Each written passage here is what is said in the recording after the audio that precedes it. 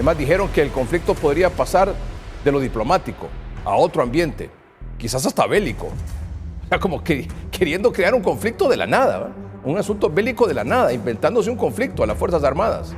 De la nada, ¿verdad? De la nada. En los últimos días, las autoridades hondureñas han lanzado acusaciones directas contra El Salvador, asegurando que hubo una invasión a sus aguas marítimas.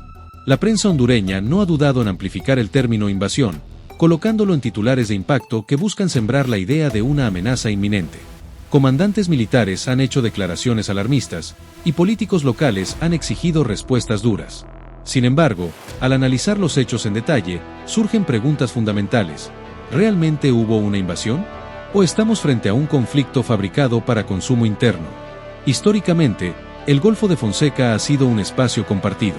Los acuerdos internacionales establecen que sus aguas no pertenecen en exclusividad a uno solo de los tres países, sino que forman parte de un régimen común, en el que es normal que buques salvadoreños, nicaragüenses y hondureños naveguen y se crucen en la zona. Esta dinámica se ha repetido durante décadas sin mayores incidentes. Por eso, resulta extraño que algo que siempre fue habitual ahora sea presentado como una agresión. Los analistas internacionales coinciden en que Honduras atraviesa un momento de profunda dificultad política y social. Crisis económicas, problemas de gobernabilidad, protestas internas y una creciente presión sobre su sistema institucional han debilitado la confianza de la población en su liderazgo. Porque recordemos que nosotros estamos muy cerca de unas elecciones y cuando dicen que están en alerta máxima, ya tenemos un estado de excepción en el país. Bueno, solo faltaría ahora que declaren una emergencia nacional y que llegue el 30 de noviembre y se complique el tema electoral. Realmente que a mí me tiene asustado esto porque he visto varios escenarios en este asunto. Primero que desviar la atención sobre temas de país, ¿verdad? Ya sabe usted que los políticos y los gobiernos normalmente hacen eso. Cuando tienen problemas en algunos temas, pues buscan otros para desviar la atención. Podría ser eso, es un escenario. 1. 2. Una cuestión que pueda complicar el proceso electoral, esperemos que no. 3. Tratar de limpiarle un poco la cara a las Fuerzas Armadas después de los desaguisados de Roosevelt, ¿verdad? Y lo otro es que tal vez nos estamos ahogando en un vaso con agua. No sé si ve usted otro escenario. ¿O cuál de estos 4 ve más probable? Bueno, usted está en lo correcto, todos esos escenarios, porque todos los países lo utilizan en un momento determinado.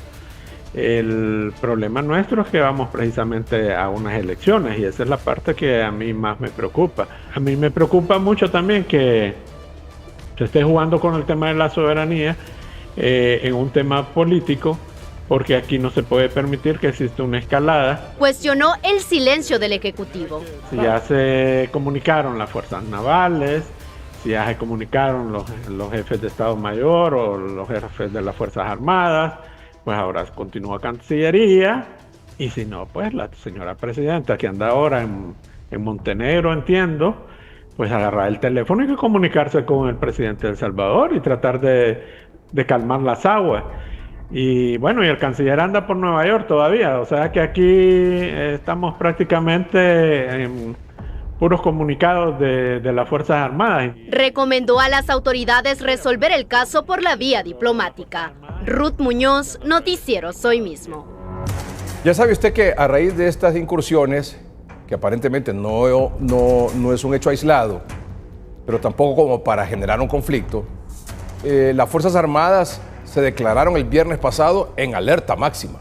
Además dijeron que el conflicto podría pasar de lo diplomático a otro ambiente, quizás hasta bélico. O sea, como que queriendo crear un conflicto de la nada, ¿verdad? Un asunto bélico de la nada, inventándose un conflicto a las Fuerzas Armadas. De la nada, ¿verdad? De la nada. Ojalá que esos mismos celos sobre la soberanía nacional, esa alerta máxima, la tengan también las Fuerzas Armadas este próximo 30 de noviembre, ¿verdad? Ojalá que así lo tengan también, porque todavía no tienen respuestas de lo que ocurrió el 9 de marzo. Ojalá que ese celo patriótico lo tengan el 30 de noviembre, en el resguardo, en el cuidado, en el transporte, en el traslado de las maletas electorales a los lugares de origen, que las custodien donde estén en las mesas electorales y luego de regreso aquí al Consejo Nacional Electoral. Ojalá, porque la deben, ¿verdad? La deben todavía. Y esperemos que esta situación de que estamos en alerta máxima y esto y lo demás no sea para lavar la cara de los desaguisados que ha cometido el jefe del Estado Mayor Conjunto de las Fuerzas Armadas, Roosevelt Hernández, ¿verdad? Que de nadie es desconocido.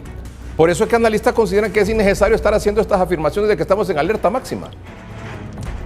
Esta máxima alerta fue catalogada por diversos sectores como una exageración y un claro acto de aprovechamiento. Yo considero que las Fuerzas Armadas de repente están exagerando. Para nosotros no es correcto tener confrontaciones militares, sobre todo en este momento que hay un proceso electoral y que las Fuerzas Armadas deben de estar centradas en garantizar un proceso totalmente transparente y garantizar la alternabilidad en la Casa Presidencial. En este contexto, señalar a un enemigo externo es una fórmula clásica.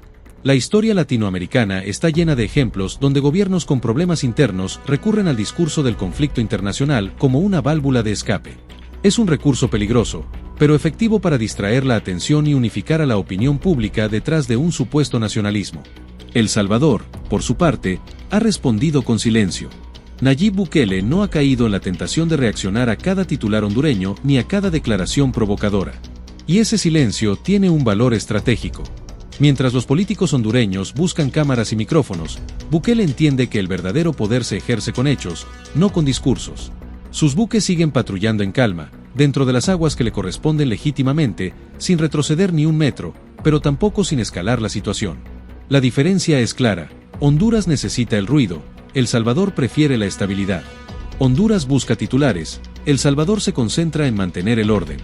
Esta asimetría explica por qué el discurso hondureño suena tan estridente, porque no es un discurso hacia afuera, es un discurso hacia adentro. No está diseñado para convencer a la comunidad internacional, sino para manipular la narrativa interna y desviar las críticas que golpean día a día al gobierno hondureño. Al revisar la historia reciente, se confirma esta hipótesis. El Golfo de Fonseca siempre fue un punto delicado, pero nunca llegó a escalar a estos niveles de acusación.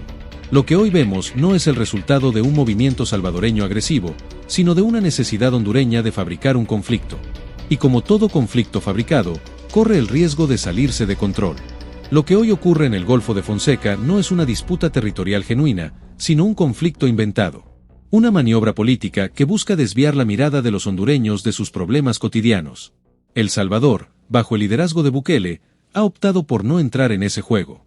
Prefiere la diplomacia silenciosa, el control estratégico y la firmeza sin estridencia. Porque al final, el verdadero poder no se mide por los gritos de los titulares, sino por la capacidad de mantener el control cuando otros pierden la calma.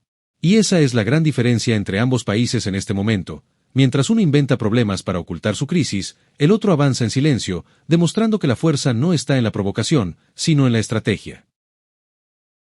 Gracias a todos por mirar el video hasta el final, espero que te haya gustado y así puedas volver en un próximo video. Cada día estamos informando todo lo que ocurre en El Salvador, así que ya saben, esto ha sido todo por hoy, nos vemos en una próxima.